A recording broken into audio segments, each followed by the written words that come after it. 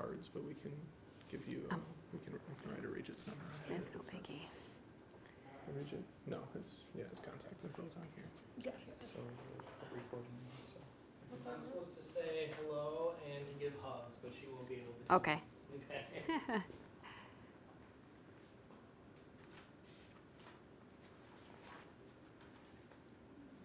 That address will be good much longer, but there you go. Thank you. That was yours. And then that sheet is for you with the contact. Can I get a glass of water, actually? Because I'm sure my mouth. Okay.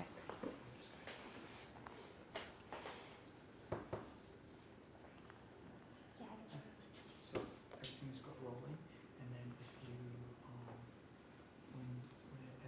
It'd be nice to maybe have some fun stories. This doesn't have to be very dry. You know, we're interviewing people of all age groups. So, Yeah. you know, we've interviewed some in their late 80s and 90s. Yeah, I'm sure they have little. So different it'd be things to nice share. to have some more lively conversation and maybe whatever you want to talk about. Should have been sitting thinking about this more. I'm just coming winging it. That'll be good because we can maybe get some stories about being in the garden and such like that. Thanks, John. So yeah, we introduced Heather. Yeah. This morning, that was a hoot. I'm sure it was. Yesterday. Dennis was yesterday. Mm-hmm. He'll give you all the history and. My lunch here. Time flies when you're on the patio. On the terrace eating. Nice. All right. You're all set. Could you just introduce yourself and your association with the villa? Sure. I'm GailMoser, and I worked for the Villa Garden for 5 years. This is 2 years now. I have not been employed here. So it would have been 5 seasons, I guess you could say, too, because it's a seasonal job. And I was the estate gardener for all of the property outside, maintaining plants, shrubs, trees, facilitating different companies to take care of things out of my capacity, ordering, planting, flowers, all of the above, budgeting, speaking at board meetings. How did you learn about the villa, or can you talk about maybe if you have any history Like prior my education prior kind of of the thing? villa, and maybe how you linked up and became the gardener I at the really villa? had no involvement with the villa until I got my job. I did not live in Milwaukee once I graduated from high school. I went to college in Stevens Point, central Wisconsin, and then I moved to Oregon, and then I moved to Pennsylvania. And so upon moving back, I had about a year before I found the villa was hiring their gardener, and someone saw the job posting, and I applied, and they hired me. I have my bachelor's in forestry and urban forestry, parks and recreation, which gave me the lead-in to doing more horticulture, which I spent 2 years in Pennsylvania in a professional gardener training program. And so I believe that on my resume alone looked nice on my application to the villa, and they hired me. So I came in blindly. I didn't know what plants. It was in the winter I was hired. I didn't know what plants were out there. I just asked for a plant list to get a grasp of what I'd be working with come spring. So then from that time on, like I said, I was here 5 years, maintaining and learning it, and it was evolving that whole time. When I was here in 1997, when I graduated from high school, it did not exist in this form. They had not renovated it to be the garden it is now, so it was a overgrown hillside like many of the other spots all along Lincoln Memorial Drive. So I didn't even know that it existed really upon moving back here, because it wasn't like that until more recently. Could you talk about maybe your experience at the villa for the first time? Not necessarily the gardens, just the gardens, but the villa itself. The villa itself. Like walking maybe through that first time when you walked Yeah. through the gate into the courtyard? Well, I have to say, I was coming for a job interview, so it was a little more nerve-wracking. I Sure. didn't get to look around and experience it that many visitors may. But it's quite amazing to walk in. The courtyard alone has, you don't expect to see that in Milwaukee. And the whole facility, it's a large building, and going through the hallways and just thinking about all the people that lived here. And I mean, many times when I'd work out on the terrace, even just think of the kids that played out there, and they had a dog and stuff like that, that people lived here and they operated at a normal level versus, now the art exhibits and other programs and tea on the terrace and cafe and all the having a gala every other year. It's very different from what it originally was used for. So you don't think about that right away, that there was a family here and this large house, and their spirits are here, and it's kind of fun to go through it and think about it that way. That was their home, really. And they kept a garden as well. I mean, it was the water staircase that it exists now was all from something that the Smiths had done 100 years ago, So it is interesting to stand above the ledge and look down at the courtyard and just think about how it was, that many years back. Very historical feeling, yeah. Do you still feel the sense of the villa having that place that's a home, even though it has transitioned into a museum? I think at times, unfortunately, since not working here anymore, I haven't come down as much. I had my daughter that kept me from working, but though it holds the art museum aspect to it, so it is sort of rigid, I feel like at times. But I think when they bring in the music and things like that, and when the kids groups come, I think the Art in the Garden was always a really fun day when the kids would come in and run up the hills and get excited about all the little things that shows the more home aspect that I think this place was then too. You have to bring in the young spirits sometimes for that. Could you tell us a bit about the Art in the Gardens, because we're not familiar? Sure. I as well don't know a ton about it, because it was sort of a program that was done inside. It was organized that way, and I would say there was all the staff that helped maintain the inside of the building, and I maintained the outside.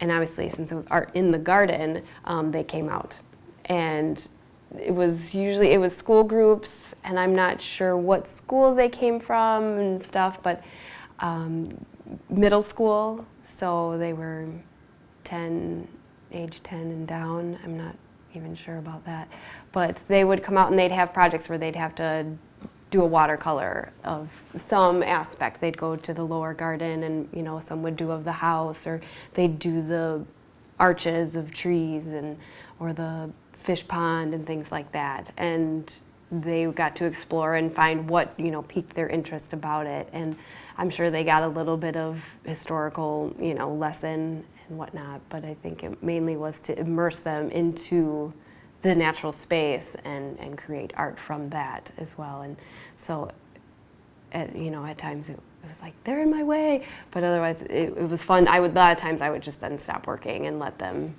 explore and do their thing, and they'd ask questions, how many fish are in there, and are these real, and stuff like that. So I think that's a good, and I think they still do it. And then they have an art exhibit then, and all the kids can come, and they have like an opening reception, and all their paintings and drawings are on boards, and they get to view them. Everybody comes and visits it. So I think that's a really fun program that they had, or still have, I guess. I think they do. I believe so. Do they still have Art in the Garden, Oh, yeah. John? Yeah. How about you mentioned before coming to the villa and hired as the gardener Mm-hmm. with not much knowledge of what the garden actually was, Mhm. and so was it tough to sort of get your feet planted into that position from the beginning? And No pun intended. Yeah. Can you maybe It talk was. about The first beginning? year was really challenging in the spring, just because to know what was going to come up. But it was also very exciting. Just like you go to say you move into a new house and there was a garden there already, little things start coming up in spring. You're like, oh my gosh, look at that. There's these here, you know. Oh my gosh, the hill is full of fragrant daffodils. Like, how amazing. And then then you turn back and bring on the worker mind, like, okay, now what do I have to maintain them, or do I have to trim those back? And all of these crab apples, they have to be pruned and all the garden talk. So it took a while to really be sure of what I had to do. You know, I'd make lists and timetables of what's needed to get done when, to make sure that it was done at the proper times, and I could get through it all. And if you experience going down into the villa, there are a lot of hydrangea plants. I actually counted them one year because I have to trim every single one of them, and there was over 200 some. So it's like, I got to make sure I have enough time to get all of them cut, and like I said, at the proper time. So it was first year definitely a learning lesson, but the second year got better, and then I just got faster and faster, and it was a no-brainer by the fifth year. But it was like I said, it was exciting. But it was nice. I had Dennis, the original landscape architect. I mean, he toured me through it and gave me an idea of what was there, and they provided me with the list of plants and the original planting plan. But that's nothing except for seeing it in real life. Yeah, that makes a whole difference. The crab apples start flowering, and I really liked spring the most in general, just because you get all these different shades of green and all the different layers of the garden. Everything's starting new, and it's exciting to see what's coming up. So, does that answer your Yeah, that's question? great. Could you walk through maybe some of the seasons here and tell us, because most of the people listening are not going to maybe even ever see the villa in these different times. So yeah, and unfortunately a lot of people don't see the springtime either. Like I said, is one of my favorite, because they don't do like an official garden opening until June, and they've already have like depending on the weather, 2 months of good garden time. Like it said, the hillside is full of daffodils. They're white, and they just make the whole hillside looks white. The crab apples are pinks and different hues of pink, and they fill right above the daffodils. Sorry, it's my daughter. And then you get, like I said, the different greens of the hydrangeas start coming up, and the roses start leafing out. There's little bulbs in the grass in the upper lawn that blue and white that just look like little snowdrops, they're called, or it could look like the grass is blue if they fill in enough. We've put daffodils in the front, and there's few other things that flower, but it's the different colors, I think, that different shades and hues that make it exciting in spring. And then summer, once everything starts getting full going, summer is peak. Usually it was mid-July, and the white hydrangeas are just masses of white hydrangea, and then the pink roses flanking the ponds. But then everything else is just full green, and especially over my 5 years, everything just beefed up in its time, because it was an aging garden, so it was really filling in its space, and some getting overgrown and really needing to be contained. But it looked like a very mature, full garden. The maple trees, the Armstrong maple trees, are very nice line of them, and then filling in the arbor down below, it's just a solid green wall pretty much to go. Kids love going under that and hiding. And it's really, I think the temperature would be seriously cooler under there in the hot days. And then we'd put out so many annuals in the summertime. And so all the pots out, all the nice terracotta clay pots, varying colors I would use. The terrace, we would do simple white and green, because it's used so often for weddings, so you don't want to clash with the girls' dresses and such. And then down below, we just have a few of the major, larger beds, annuals, that we would change up the coloring in that. So that's just, you can feel very secluded in there at times in the summer, because it would be so full. And then in fall, there's a lot of great plant choices for beautiful fall color. There's the autumn, what is it? No. The purple ash, it turns like a beautiful like maroon purple along the hillside edges, and below it the ground cover turns kind of an orangey red. The deer villa turns a yellowy orange, and then yellow hydration, all this stuff. I think it has a really great variety of color, and then the grass is still usually really solid green. The fall can be very pretty too.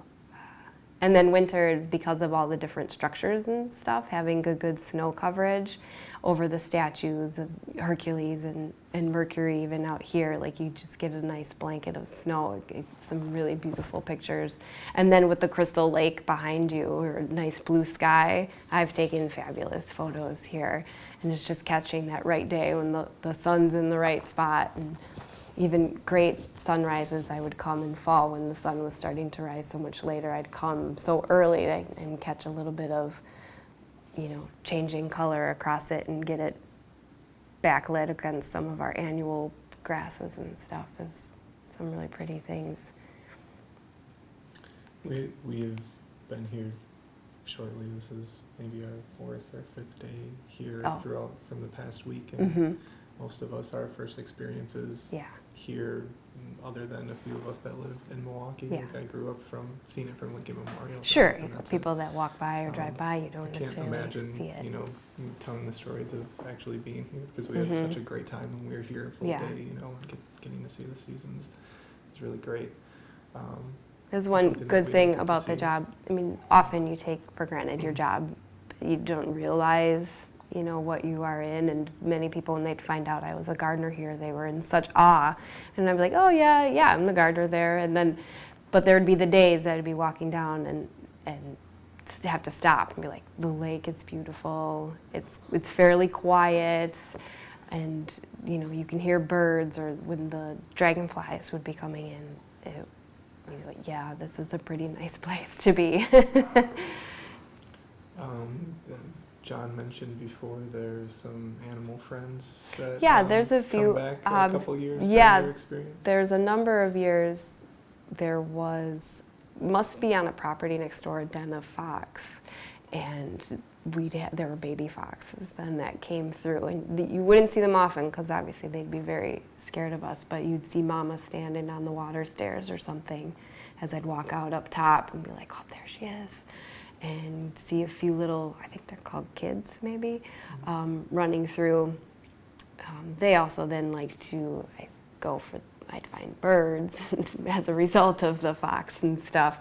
There was a groundhog I would find, and he would actually create problems at times. So all of a sudden you'd see his round, moundy body like shimmy across the grass, and then you see a tree branch start waving. It's like he climbed the tree. And one spring, a turkey was in the garden, which we didn't ever have deer problem while I was here because the fence is so high and it is completely fenced in, so deer didn't come in. So then I was thinking, how did this turkey get in? Because I don't usually see turkeys flying along the lakefront and stuff.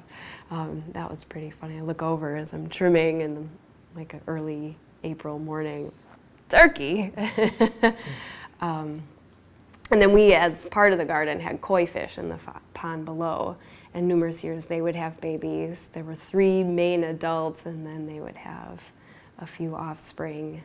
And so that was always fun for everybody to see, feed the fish. And they were meant to help also like keep the pond clean, but it added other aspects.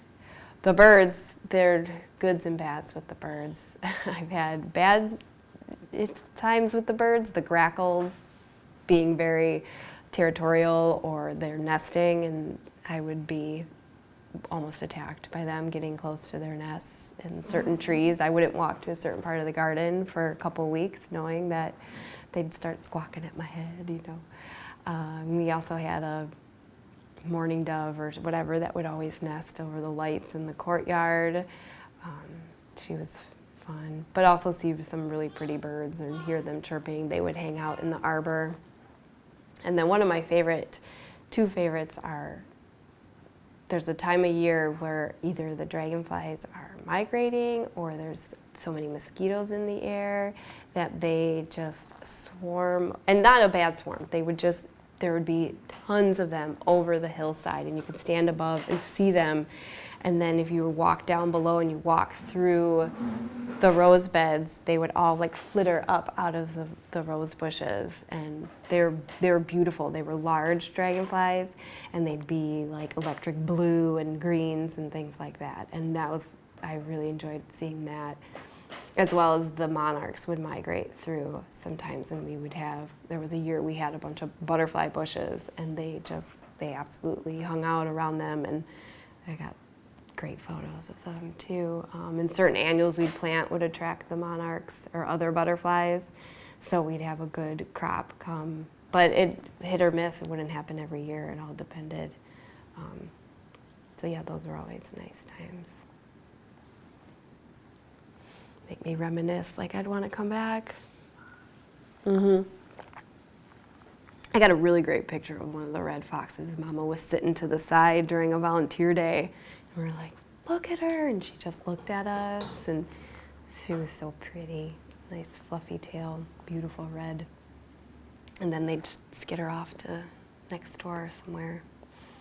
I don't know, do they still come around? Do you know? Yeah, I mean, and they were cautious then for visitors and such. You don't want a protective mama with I think she had 5 or 6 babies, so that could be bad. But I was here a lot of the times alone, so it would be quiet and I would catch those glimpses. Which is so interesting because you are such in the city, but yet you're borderline into many woods areas with Lake Park down here, and then even just other people's property, that you're bound to still see some nature come out, even with the lakefront and all that. So it's interesting to think about. Even when you find deer in neighborhoods and whatnot, we're all intertwined, so they're bound to come into something as natural as the villa's garden. Do you miss the villa? Aspects of the villa. What I'm miss the talking to you garden? about Yeah. of the villa, definite. I mean, yes. I mean, like I said, I don't think about it so much because I don't live along the lake either, so I forget about it. I think life has taken me elsewhere, so I don't think about missing it. I mean, it was a job, and it's a very challenging job. It looks great, and people are enamored about it, but it's not an easy place to maintain by any means. There's a lot that goes into it, so it's hard work. But yeah, those aspects of seeing the butterflies and beautiful scenic mornings and sitting on a warm, comfortable day and a breeze, and yeah, I don't get that at home. There has to be some sort of gratification. I don't have a very wonderfully planted backyard, but I do my best. And Yeah. after I get done mowing the lawn on Yeah. a Saturday or Sunday, I will sit in the Yeah. in the area afterwards, and if I've Like- trimmed everything nice, Mhm. it feels really good. Yeah. And that's just a little dinky backyard with Mhm. grass. So, Yeah. well, what does it feel like to know that you've been working on this for so long? And then Yeah. sometimes if you're standing at the bottom of the hill and you look up, what do you see and what It's do you feel? it's so interesting too, because I would be here so often alone that I wouldn't see the reaction of people. But fortunately, I mean, many very kind board members and other visitors that then you would get the feedback that they enjoyed it. Or I did attend one of the galas, and you hear they would praise and say how beautiful it looks, and I'm still picking it apart and whatnot. But yeah, when I'd finish trimming an entire rose bed, and I would take before and after pictures to be like, yes, that was really something that I just did. That's an accomplishment there. Unfortunately, because it was a job, you wouldn't stop and look back a lot. It was rare that you could take the time to soak it in. Over my time being here, I mean, surely I did, but it's hard when it's your job. Sadly, I guess. Yeah. Do you have you collaborated with anyone in the past that would take care of the grounds before you've come here? Maybe the Milwaukee Garden Club, some of those ladies, or I did not. You did not? Like if I worked with them. Yeah, do you have a relationship with them at all, where even if it's just a friendly relationship, maybe? I had the women that would come and volunteer here. I mean, they were part of then the Villa Garden Club, sort Mhm. of, that Yeah, would the friends of the friends, and then I had separate volunteers as well that would strictly just come for gardening, or they'd come and do watering of the pots and things like that for me. And we had a Saturday volunteer day once a month, and it'd be some regulars, some people just on their own would want to come and help out. Sorry. Why don't you guys go back outside? Oh, do you have? I'm gonna take my keys and you guys can go somewhere. Sorry. That's okay. How old is your daughter? She is 16, 17 months, something like that. So, let's see, where was I? Yeah, so I didn't have like a constant relationship for any designated garden clubs or anything. I know some would come here independent to like master gardeners to try and get their hours in and things like that. But in general, I was doing much of the work on my own, and then besides those Saturday mornings, people would come in and help out to whatever capacity we needed at the time. So no, I guess not. That's fine. I was just wondering, because we don't know, we're just trying to gather information. Can you think back to maybe one of the challenging situations that you had to deal with? Because earlier you were talking about getting people from the outside. I imagine maybe some heavy equipment or something like that. Yeah, it's because some of the stuff has grown so large that it's beyond my ability to trim, and having certain larger trees taken down that may have been damaged. So we do have some companies that would do a lot of the tree care or the like major renewal of some of the shrubs. They can stand getting completely cut back and they'll grow, and it would just take me as an individual way too long to do. So we would have companies come in for that, as well as I didn't have to cut the grass. The company comes and cuts most of the lawn for us.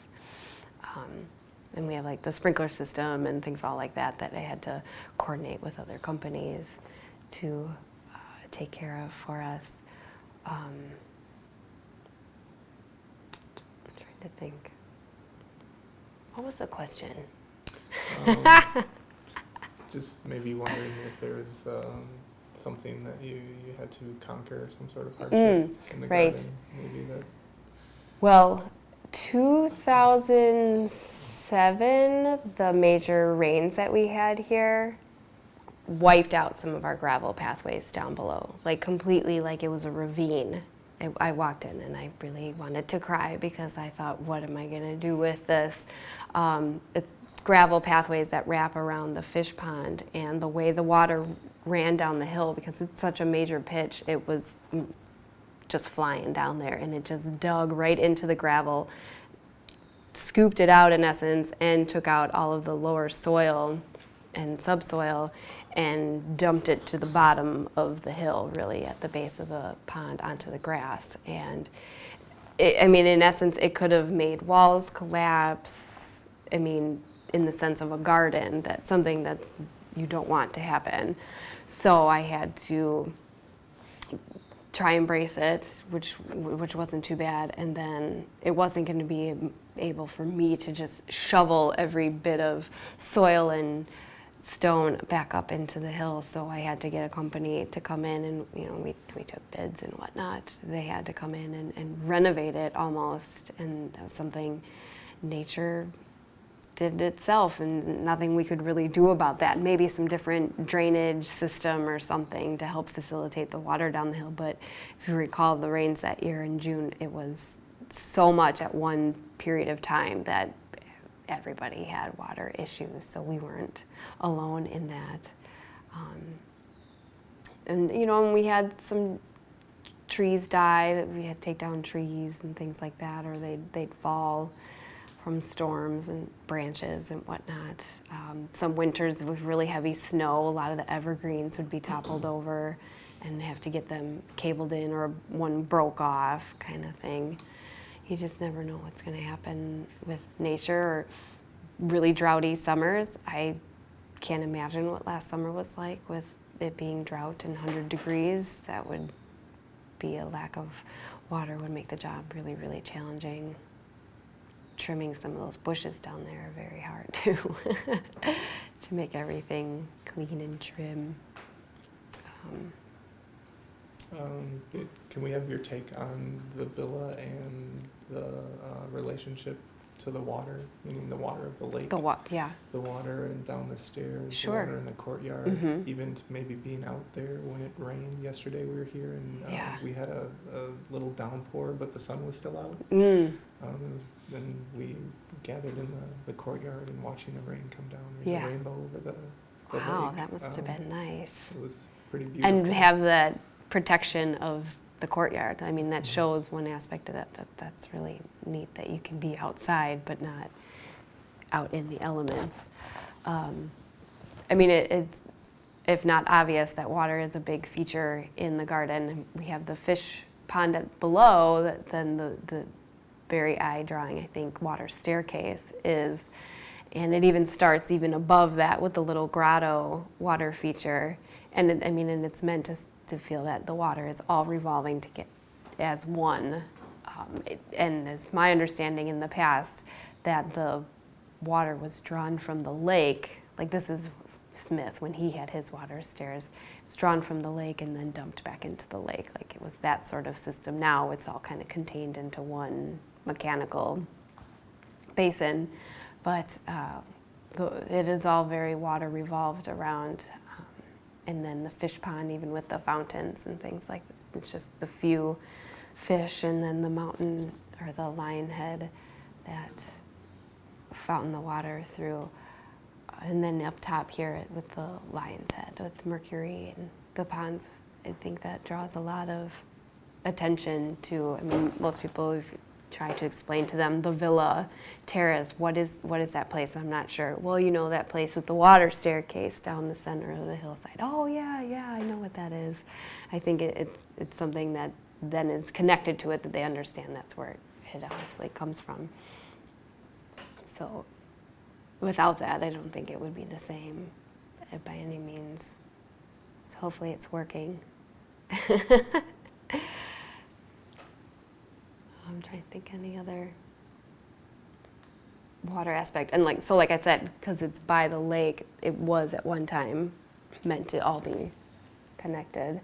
And I think their vision of having it is along the lakeside. The lake, I was always told back when the house originally was built, the lake came closer to the property. It was higher. Lincoln Memorial Drive did not exist at that time, and so they were actually a full lakefront property. So it was one whole estate in that sense, yeah. I think it's important. Well, obviously, being a garden without water, you're not going to get very far, so it's a necessity. Much of it is very water needy. It's not drought tolerant at all. And most of the plants below were picked for being able to have, I've heard the term wet feet, because of the water that washed up in the past. Yeah, especially closer to the road. That either it's much lower there or the water table is higher. There'll be a lot of standing water down there. So all that's in there seems to be able to tolerate those periods. Surely not long-standing, but and there is a group of trees, the tamarack on the north side of the property. There's about 4 or so there. They definitely do not mind wet feet, and that side of the property was considered to be a little bit wetter, and they seem to prosper just fine. So I think some thought went into all of that and its location. But the further you get up the hillside, you're just getting more and more soil that the water's draining through, and hot summers need lots of water. Have you had any problems when you're working with the hill besides the heavy rains, but just every, say, an average year with sort of erosion seems to be. Yeah, definitely. Unfortunately, the grass that they originally planned under there has been more overtaken by weeds and things. And so if you try to take care of the weeds, you're leaving open soil and there's nothing holding it to the place. So with rain, and even then, it's usually only the gardener goes on the main hillside, you have some soil erosion. It's very steep. The pitch is very steep at times. And that's just something, I mean, with any garden happens, you learn, okay, that didn't work out, we need to do something else, and or plant a more aggressive grass that we want to be here. Yeah, it's unfortunate. The weed situation can be bad just because as much as you work on it in your own property, you're surrounded by other areas. And I mean, it's public land and private land, and seeds blow in from wherever or come on people's feet.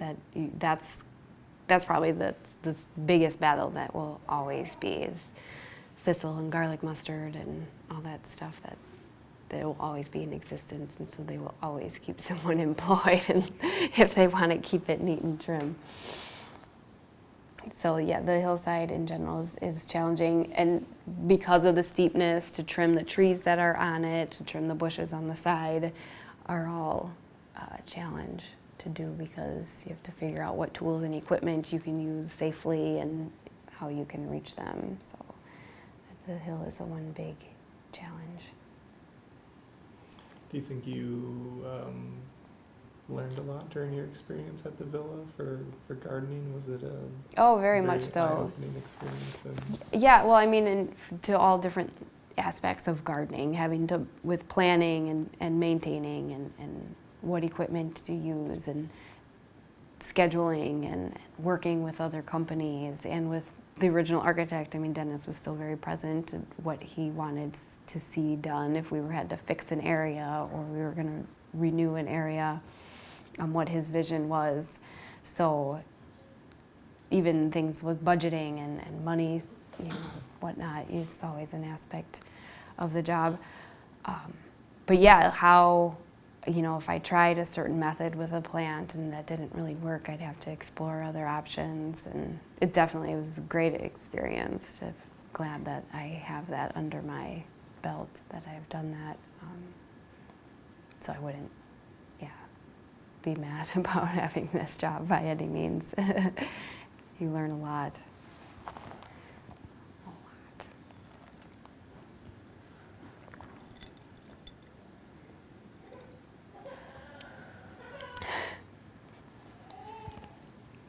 Are you going to spend time with your family in the garden afterwards for a bit? Yeah, I was going to walk them through and stuff like that. She came, I brought her down once last year, but she walks now and explores much more now, that it'd be much more interesting for her. Figured while we were coming down here. We're actually moving to Colorado next month, so, and my husband leaves on Saturday, so it was an opportunity for us to see it together. Hope you don't mind. I figured not. Did you want to maybe walk through the garden? We can, if you guys wanted, If there are any things you wanted to. Is there a sprinkler system? There is, yeah. In the lower garden has an in-ground sprinkler system, and that was installed the year before I started, so it'd be about 7 years old now, which has been a major help. It sounds like before that they were having to pull hoses and sprinklers to try and keep the lawn green in droughty times. So that's a timered system that you can set to run for as long as necessary for the time of year and the amount of rainfall happening. It doesn't, though, sprinkle or water any of the plants. It just does the grass. So you still have to water all the flower beds. How much water do you use in a year? I couldn't imagine. I know, like, the water bill skyrockets come summertime, that's for sure. How much of your job was to actually water? If it wasn't raining, I would be spending most of my days watering, because I'd set a sprinkler down there, come up here, set another sprinkler, water some pots for a while, go down and move a sprinkler, and it was up and down, every area that had lawn, out here, you'd have to rotate it and then soak all the other pots for a while and go move some more things. And yeah, it was if it wasn't raining, like people would hate rain sometimes in the summertime, but gardeners like rain, yeah. Otherwise, I can't get on the weeds, and I can't get on trimming and things like that, deadheading. I mean, yeah, the weeds don't go as well then when it's droughty, but there's still plenty that love it, so they take over if you can't get on top of them.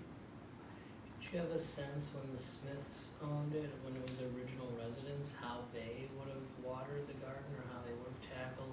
Yeah, they must have had a number of gardener workers that they would have been doing, and if they pulled it, like irrigated from the lake or something, I don't know how they would do that. I mean, but they would have had spigots off of the house too, I think, in some sense. So, or they just didn't maintain the lawn, maybe.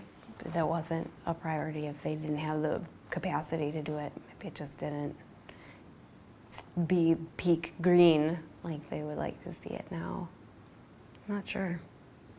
Is there anything unique to the lake weather that impacted the garden or your job? Yeah, I mean, you'd have to worry a lot in the wintertime, the winds coming off of the lake to have to protect. Some of the evergreens when they were really young, we would put the burlap around them. I know when I started they were still doing it with the ones right along the road, but over time they were large enough and I think strong enough to withhold any of it.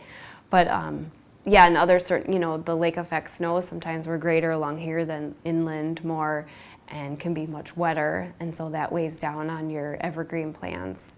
And then even pockets, the heat up against the hillside and up against the building, because of the direction that it faces, it would be so hot. You'd have to be aware that, you know, there's no breeze up against the hillside. You would think you'd have a lake effect breeze, but if you're close enough along the hill that it would be dead air and really warm. And so you have to stay on top of all that stuff too. So all seasons, really, winter, the cold end, and then in the summertime, the hot end, you didn't always get the lake effect breeze when you were in the garden. Because it was grown in so well around the edges that you were sort of blocked on either side. You had windbreaks are built in with the plants on the north and south side. So inside you wouldn't always feel the relief that maybe outside you would. You don't normally think about an Italian villa having to deal with a snow cover. Yeah. So it was being seasonal, you didn't really work in the winter. Then when it did snow, was that a challenge in any way? Well, I mean, I even had snow in March sometimes. There was a couple heavy snowfalls in March, or I would happen to be here for whatever other thing, and I would walk through and, you know, knock snow off of plants and things that I thought were weighing them down really heavy. And it was more than come spring, what kind of damage did the snow do? They would break branches, or so much wet snow would sit in some of the courtyard beds that it would be so wet for too long that we would lose plants because they weren't able to tolerate so much because the sun wouldn't reach, you know, a new number of corners in the courtyard. This because of the angles and the time of year. So it was kind of, you just came spring, like, okay, what do I have to deal with this time? How about salt? Salt. Is there problems with salt that happens in the winter months? Yeah, you know, not so much.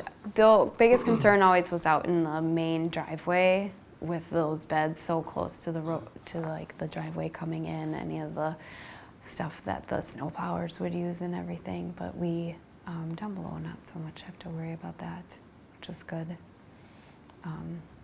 Weeds, dandelions, things like that. Did you have any questions? No. Interesting. I think, when you move to Colorado, are you going to continue garden work? I would like to in some aspect. The problem is that it's a totally different climate there, that I don't know their plants as well. It's such a dry area that I'll have to like relearn all of the plants. I mean, I have the basic knowledge of how to do a lot of things, but of what plants to use. I may more go into more of the farming side, so that's something that usually replicates across all areas of climate. It's exciting. Yeah, it is. It's like starting at the villa again. It is, isn't it? Yeah. Most jobs are all figuring it all out again. Yeah, it definitely is like whole new plants. I mean, and since I did my gardening studies bulk in Pennsylvania, they're one zone different from here. So some plants that I would plant there, I couldn't here. It would be too cold, or, you know, certain varieties don't exist in the same places and things like that. So every new area is a whole different ball game, that's for sure. But it's fun to learn new plants. Would it be alright if we got some pictures of you and your family down in the garden? Oh, I don't know if my family will want to be in it. I mean, you can do me, maybe my daughter, my husband will probably be like, that's no fine, way. whatever is comfortable. Yeah, but we can walk down Like in there. the And, mm-hmm. Did you have any questions while we still have a good recording? Interviewing now in the garden too? Yeah, we will, but if you I'd want just be to. interested maybe in like the fertilizing of the garden, what Mm-hmm. does that happen, what is used, how you go about. When do you guys interview Val? Tomorrow morning. Oh.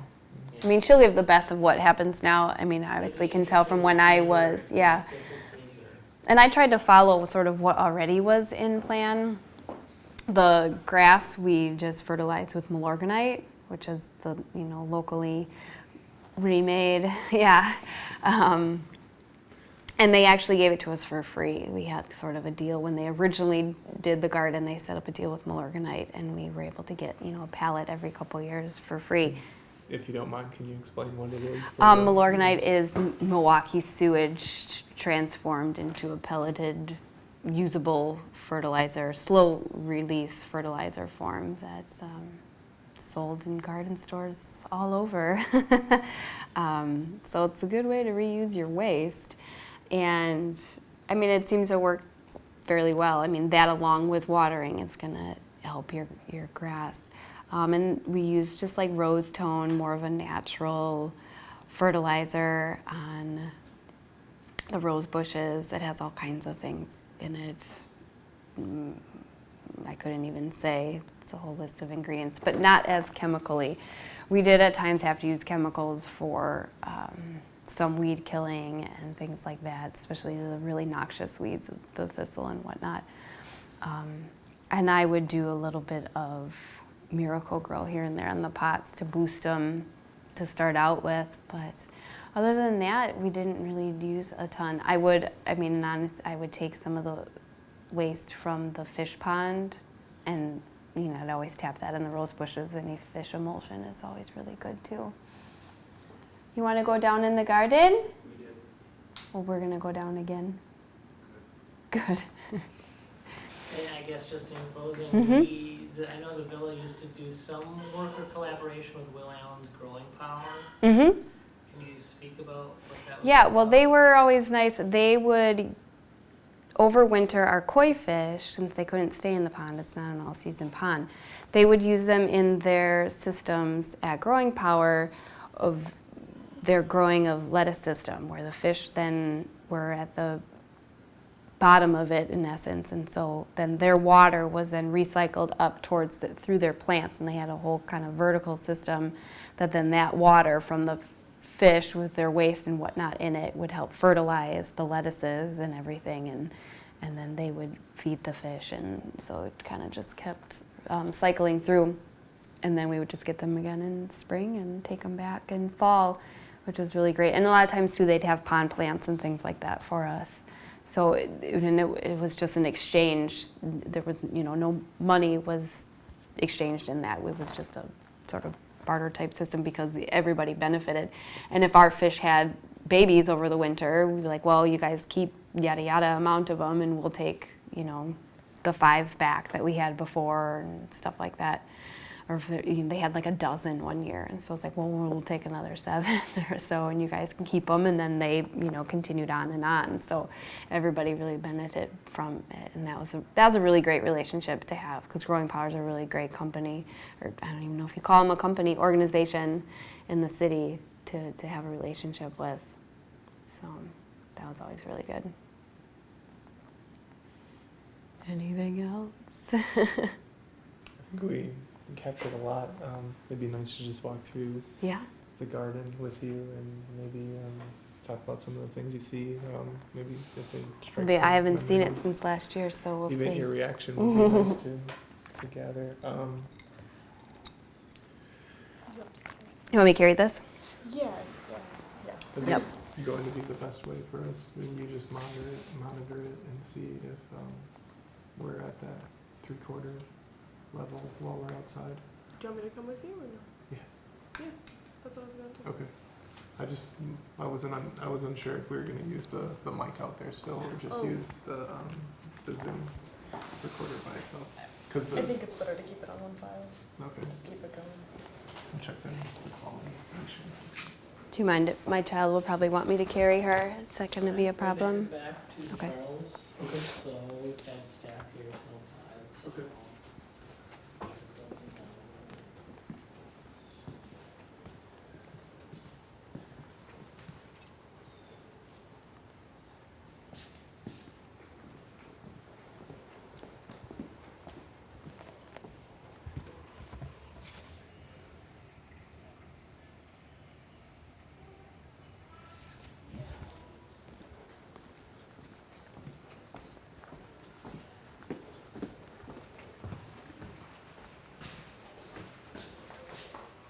We're going to go down in the garden.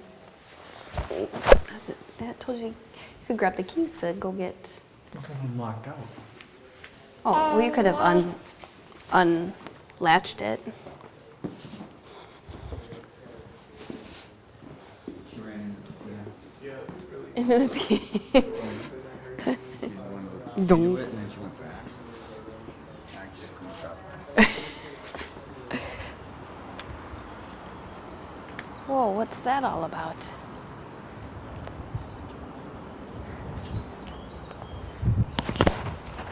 No, leave that there, honey. You say hi. What's your name? Or what's her name? Her name is Maple.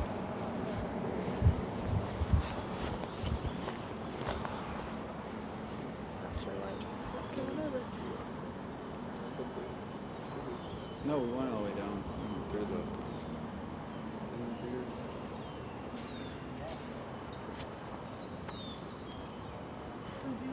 Oh, the water source isn't working. Or it's not They're on. not right. They're not working right now. We've heard from various people they're trying to fix something down at the base. Are most of the I guess, is the same plan kind of followed according to what plants are planted where, or do they Yeah. they shift it up? No, it's all permanent plantings. The only thing that would fluctuate so much are the annuals in the center and the corner beds, and that's just gardener choice at the time. Otherwise, it's sort of set what's there, and if something were to die, say, it would be replaced with something of the same variety.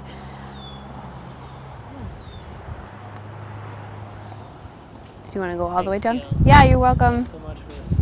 Mm-hmm. Taking time out. Tell them I'll be expecting my invite to the gala. Yeah, right. So thanks again. Sure. Happy trails in Colorado. Yeah, thanks. Great. Yeah. Should be good. Yeah, nice to meet Take you. care. Bye, Tom. What did you want to do? Maybe just walk through. Do you want to go all the way down? Yeah, if you'd like to. If not too cold. No, Okay. I can handle that. I'm gonna attempt to take her. No, I figure she'll want me to hold her. It's fine.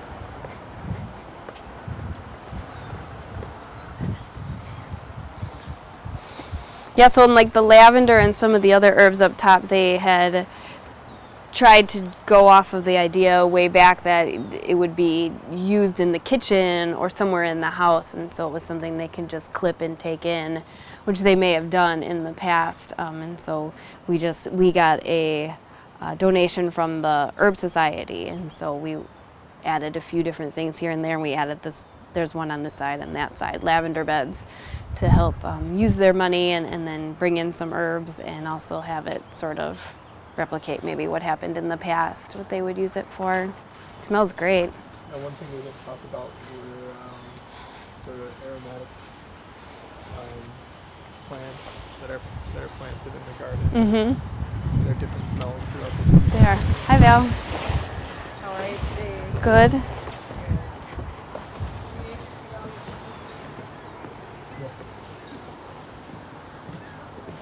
Yeah, so there's the daffodils and all that are very fragrant. Some of the annuals on occasion can have a fragrance. I'm trying to remember if the rose bushes had much smell to them. I don't think they did. There's the viburnums on the far end have a little bit of scent, and some even just their foliage has a smell, because this is Rus aromatica, and this has a smell to it too. You can So just even some of the crushed foliage alone will bring some scent. And I think that's even the thought sort of with this ground cover. You brush up against it, you would, release some of the juices to smell, but I don't know how many of everybody recognizes that. I can still smell it. Yeah. Yeah, so it looks like they must have done a major renovation of the Arctic willow on the sides here, that it's so short of plants. They get to be, 6-7 feet and wave in the breeze. They're really beautiful, but they get so monstrous, and my first year we chopped them back, so it's kind of on a cycle to chop them every year and have them renew back to a full height over another couple years.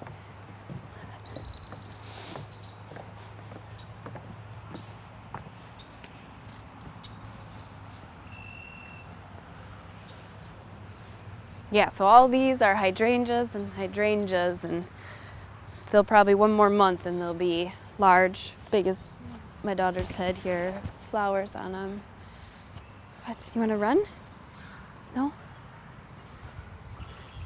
Yeah, and then these are all pink roses on the sides, and then above this line of hydrangeas, those are all pink roses, so you get pink and white. But you can even see this plant over, which would be beside the roses, that's bush honeysuckle, and it still has that orangey tone to it, and that you see in spring, and then even in fall it gets darker. I have no idea what that is sticking out of the hillside there. Art installation. Is it? Is it one of the chair things? I don't know if it is related to the chair. I'm not sure. That's funny looking. But so you can see these, honey, don't play with that.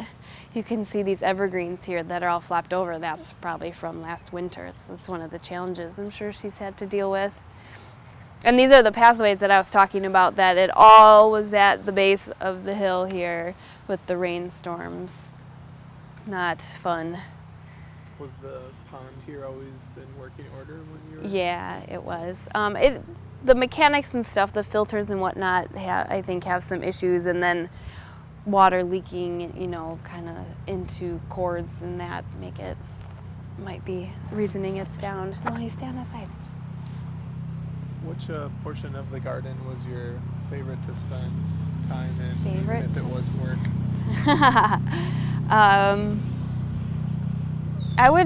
Coming down here was nice because it was quiet, and you get a motorcycle here and there. In general, it was quiet because you can hear the birds and the breeze rustling in the trees. It was nice down here, and no one usually bothered me. I could get a lot of work done then. It was nice. What do you think, Maple? Yeah, it's so different right now with those bushes down on the side. Normally you wouldn't be able to see those kids. You wouldn't be able to see that fence line at all because those bushes were almost as tall as you. And really pretty because they would just sway in the breeze. They'd look like hair. Should we walk to the other side? Why don't you run? And these maples if we have the right amount of rain in the year, the maples get a really great orange color. It doesn't happen every year because fall color really depends on the amount of rainfall that happens throughout the year. Yeah, so these annual beds, this would fluctuate every year depending on, what color scheme it felt like for the year, or if this year is a gala year. They have their large fundraiser down on the garden every other year. And so if they have a certain color theme, I'll try and match. I would try and match their table settings, sort of. Would there be more work on the table for you if there was such a larger event coming up, or is it just nonstop upkeep? I mean, it's a lot of pressure to have everything done by that time.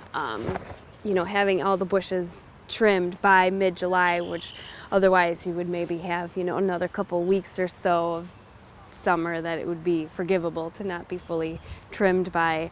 And then afterwards too, you have to really water the garden heavily, the grass and that, because it's been covered by a tent for 3 or 4 days, and walked on, and tables and caterer paths and things like that. It's really matted down. So, but you have to just remember that they're there raising money for your workplace. I mean, that's the whole point of their gala, is to raise money for the garden. So kind of goes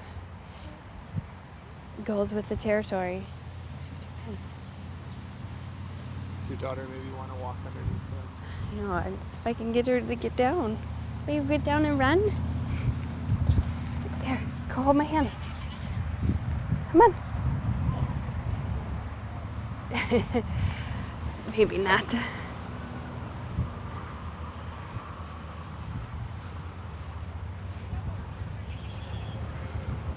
Yeah, and I would assume Dennis spoke of the gate down here and having the symbolism with the water king on top. They speak of that. They're drawing all of the water aspects in. Oh, it looks like she trimmed back the viburnums too. So those shrubs there will grow to be really large as well. The ones with the white flowers on them, they're normally really big, but they probably got trimmed back. Maple, you see the bird? That's a red-winged blackbird. Yeah. Want to go under here? Where are we? Are we in the shade? Any other things you guys think of? Does it look different? It does look different. It just in the sense like so much things are trimmed back aggressively just because they need to get renewed because they were so large before. So we're more open than other times when I've been here. You think of your memory of what the garden looks like? Which time of the year is that? Or when was that when you worked here? Beginning or end? Do you have one picture in your head, or do you have multiple pictures? I think I have multiple because I did a lot of photo taking through the whole season. No, honey. And I tried to take a photo from the same spot of the hillside like every couple weeks or so. So I have that like whole, you know, kind of slideshow in my head, and what spring looked like and what fall looked like. And I in all honesty, summer I think is the most boring, but that's what people like, the color. No, honey, not right now. The pink and, you know, solid pink and white groupings. I like the other colors more. No, I think we have everything Okay. that we need. Thank you so much. Mm-hmm. Thank you very much. The only thing I would like to ask you is, and we don't have to film this, it's about those images that you have. Yeah. Would you care to share any of those images of the garden? You know what? They should all be saved on Val's computer. Okay. So, I mean, she should be able to pass those on. Okay, great. That's good to you. Yes.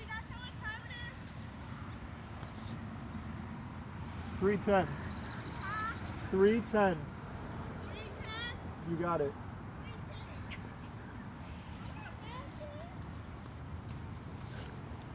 Yeah, I took hundreds of photos and I let them be So they stay still a there. property. Okay, So great. they were all saved on the laptop I had, which now Val has. Okay. So she should be We able to can, access them. And even if you go, if she would let you just stick a dump drive in, you know, and flash drive or whatever.